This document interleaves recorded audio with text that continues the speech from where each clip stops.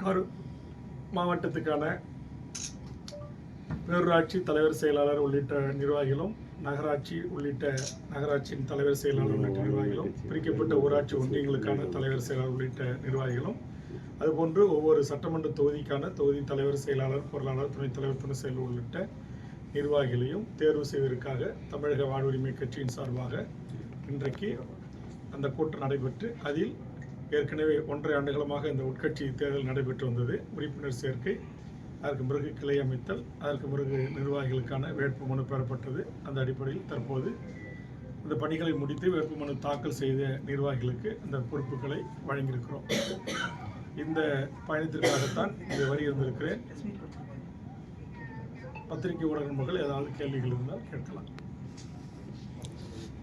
காங்கிரஸ் ஆட்சியில் பங்கு என்ற கோரிக்கை முன்வச்சு போயிட்டு இருக்காங்க.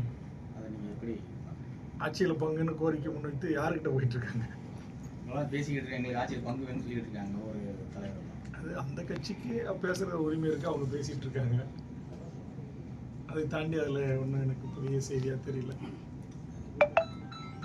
சார், இப்போ இவ்வளோ காலமாக கேட்காம இப்போ திடீர்னு கேட்கறதுக்கான மோட்டிவேஷன் என்ன? அது எல்லா கட்சிகளும் கேட்குற உரிமை இருக்கும் இல்லையா? அதை போய் நம்ம ஒன்றும் மோட்டிவேஷன்லாம் சொல்ல முடியாது. சமீப காலமாக விஜயை பற்றி விஜய் ஆதரிச்சே பேசிக்கிட்டே வராங்க காங்கிரஸ் கட்சி.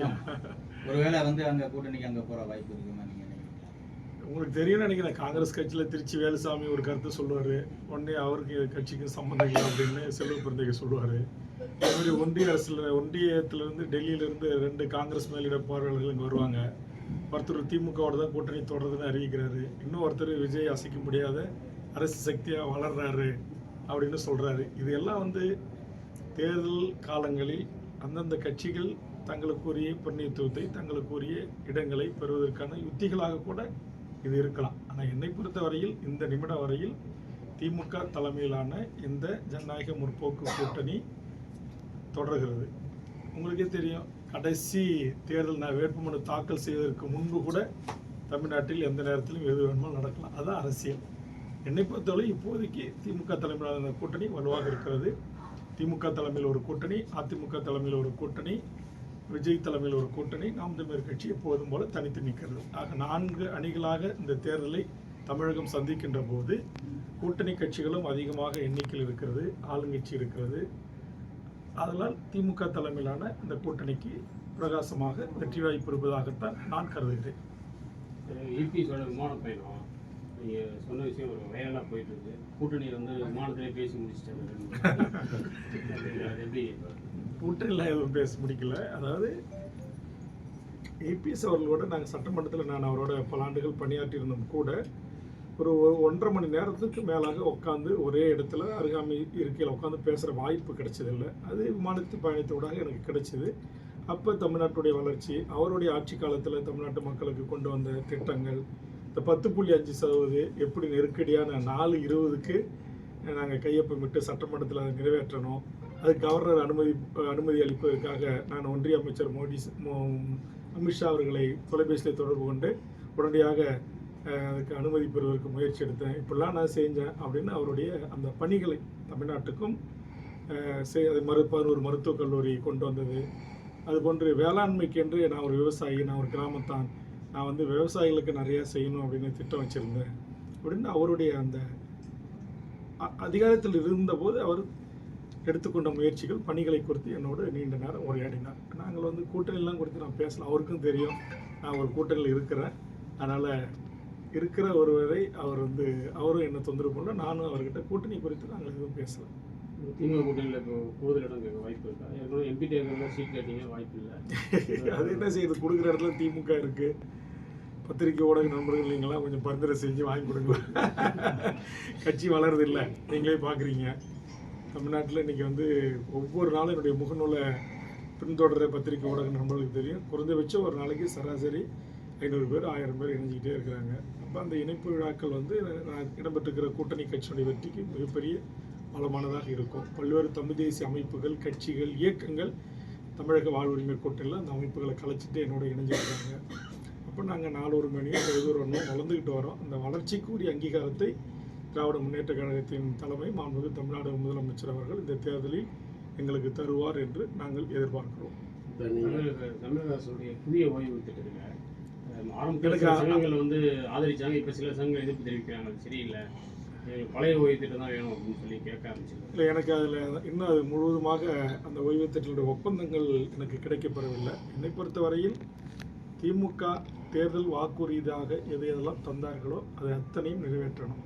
ஆசிரியர்கள், இடைநிலை ஆசிரியர்கள், பயிற்சி முடித்த ஆசிரியர்கள், தொகுப்பூதிய ஆசிரியர்கள், தொகுப்பூதிய பேராசிரியர்கள், செவிலியர்கள், மருத்துவர்கள், தொழிலாளர்கள், மீனவர்கள், விவசாயிகள், மாணவர்கள், அனைத்து தரப்பு மக்களுடைய கருத்துக்களை கேட்டு இதற்காக குழுக்கள் அமைக்கப்பட்டு தமிழ்நாடு முழுவதும் பயணித்து அதன் அடிப்படையில் தான் தேர்தல் வாக்குறுதிகள் தரப்பட்டன.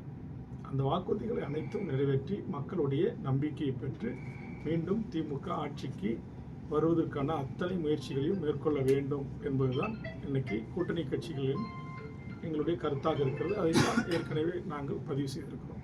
பாமக வந்து ஒரு டாக்டர் அன்புமணி இணைஞ்சிட்டாரு. இன்னும் ஒரு டாக்டர் பெரியவர் வந்து இன்னும் திமுக கூட்டணி வந்தாருன்னா உங்களுடைய நிலைப்பாடு என்ன? இல்லை, என்னை பொறுத்தவரையில் அந்த கட்சியை குறித்து நான் சமீப காலமாக பேசுவதே இல்லை. அது வந்து அவங்க அப்பா மகனுக்குரிய பிரச்சனை. அதனால் அவங்க ரெண்டு பேரும் எப்போது வேணுமானாலும் பேசி சுமூக உடன்பாடு எட்டப்படலாம். அதனால் அந்த கட்சியிலேருந்து அவங்க என்னை வெளியேற்றிட்டாங்க.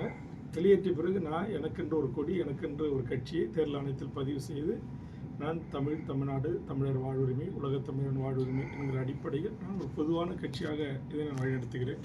இப்போது நீங்கள் பார்க்குறீங்க, கரூரில் அந்த அரங்கம் சிறிய அரங்கமாக இருந்தாலும் 300க்கும் மேற்பட்ட உறவுகள் வந்து அமர்ந்து கட்சியில் சேர்ந்து நியமன கடிதங்களை பெற்றிருக்காங்க. இல்லை, எனக்கு தெரிஞ்ச ஒருவர் கூட வன்னியர் இல்லை. அப்போ இன்றைக்கி தமிழ்நாடு முழுக்க கும்மிடிப்பூண்டியில் தொடங்கி கன்னியாகுமரி வரையும் தமிழக வாழ்வுரிமை கட்சி பல்லாயிரக்கணக்கான இளைஞர்கள் இணைந்த வண்ணமே இருந்துகிட்டு இருக்கிறாங்க.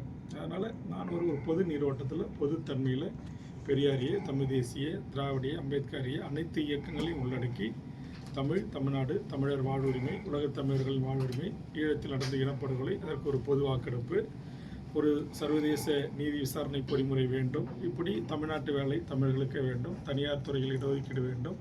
இங்கே இருக்கிற போது கூட போன வாரம் 5000 பேரை திரட்டி 67,000 பேர் பணி செய்யக்கூடிய ஒசூரில் இருக்கிற டாடா நிறுவனத்தில் உள்ளூர் மக்களுக்கு 100% வேலை கேட்டு போராடி வந்திருக்கிறேன். ஆக என்னை பொறுத்தவரையில் இருந்த ஒரு கட்சியிலிருந்து அவர்கள் என்னுடைய உழைப்பை பயன்படுத்தி கொண்டு என்னை தூக்கி வெளியே வீசிவிட்ட பிறகு நான் எனக்கென்று ஒரு கட்சியை உருவாக்கி தொடங்கி நடத்தி வருகிறேன். அதனால் அந்த கட்சியில் நடக்கிற சண்டைகளை குறித்து, அவர்கள் அமைக்கிற கூட்டணிகள், தொகுதி உடன்பாடுகளை குறித்து நான் கருத்து சொல்வதில்லை.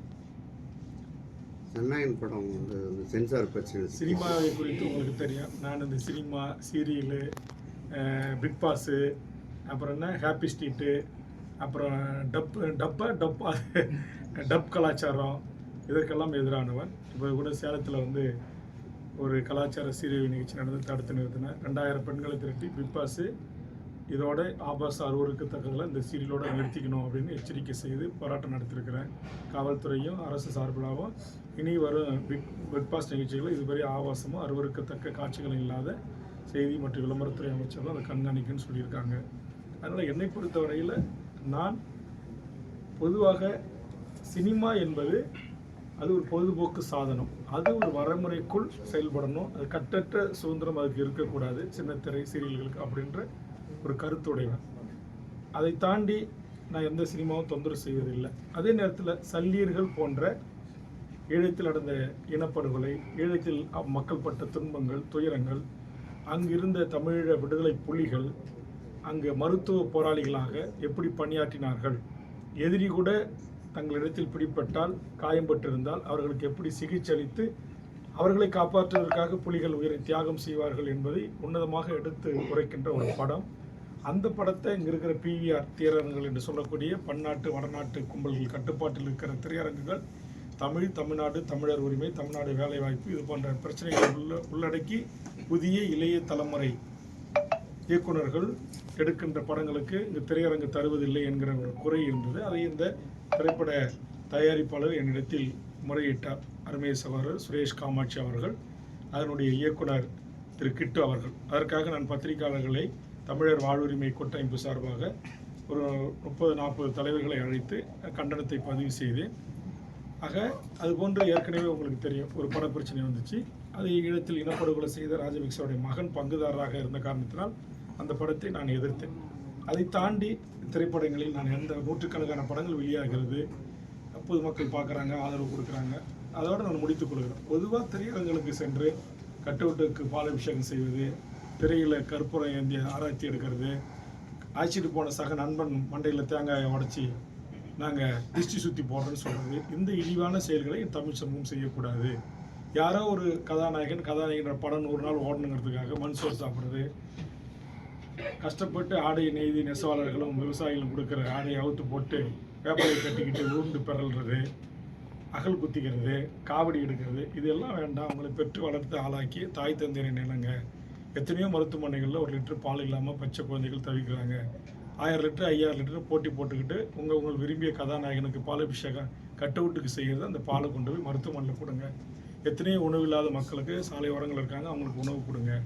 அப்படின்ற அந்த ஒரு விழிப்புணர்வை தான் நான் ஏற்படுத்தி வருகிறேன்.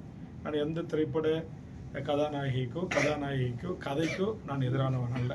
எங்கள் பண்பாட்டு சிறைவு, நாகரிக சிறைவு, எங்கள் ஈழ விடுதலை கொச்சப்படுத்தி படம் எடுத்தால் அதை நாங்கள் தட்டி கேட்போம். தமிழ்நாட்டுடைய உரிமைகளை படத்தில் கேலி கிண்டல் பண்ணியிருந்தா, காவேரி முல்லைப்பெரியார் சிக்கல்களை குறித்து ஏற்கனவே கேலி கிண்டல் செய்யப்பட்ட படங்களை ஏற்றிருக்கிறேன். அதேமாதிரி மலையாள தேசத்தில் டேம் உடஞ்சா டேம் 99 என்கிற படம் 999 அது மிகப்பெரிய கேரளாவே அழிஞ்சிரும்னு எடுத்தாங்க. அந்த படத்தை ஓடக்கூடாது அப்படின்னு நான் வேண்டுகோள் வைத்தேன். ஆக என்னுடைய போராட்டங்களை நீங்கள் கூர்ந்து கவனித்தால் தெரியும். இது வந்து இந்த மண்ணுக்கானது, இது மக்களுக்கானது, இந்த நாட்டில் வாழ்கின்ற அனைத்து மொழி தேசிய இனங்களுக்குமானது, தமிழர்களுக்கான போராட்டமாகும். அதற்கான ஒரு குரலாகத்தான் என்னுடைய குரல் இருக்கும். ஜனநாயகம் வெற்றி பெற்றால் எனக்கு என்ன, பணநாயகம் வெற்றி பெற்றால் எனக்கு என்ன. அந்த படம் வெற்றி பெற்றால் என் வீட்டில் உல கொதிக்காது. அதனால் அதை பற்றி நான் கவலைப்படுவதில்லை. சார், கரூரில் காவிரி ஆற்றில் சட்டவிரோதமாக மணல் விடுறான்னு சொல்லி டெய்லியும் பத்திரிகை, கரூர் பத்திரிகை நம்மளுக்கு தெரியுமா தெரியலன்னு எனக்கு தெரியாது. அம்மையார் உயிரோடு இருந்தபோது, ஆட்சியில் இருந்தபோது, முதலமைச்சராக இருந்தபோது இந்த அரசு இந்த மணல் குவாரிகளை அனைத்தையும் அரசுடைமையாக்க வேண்டும் என்று சட்டமன்றத்தில் போராடி வாதாடி அந்த மணல் குவாரிகளை அரசுடைமை ஆக்கியவன் நான் தான்.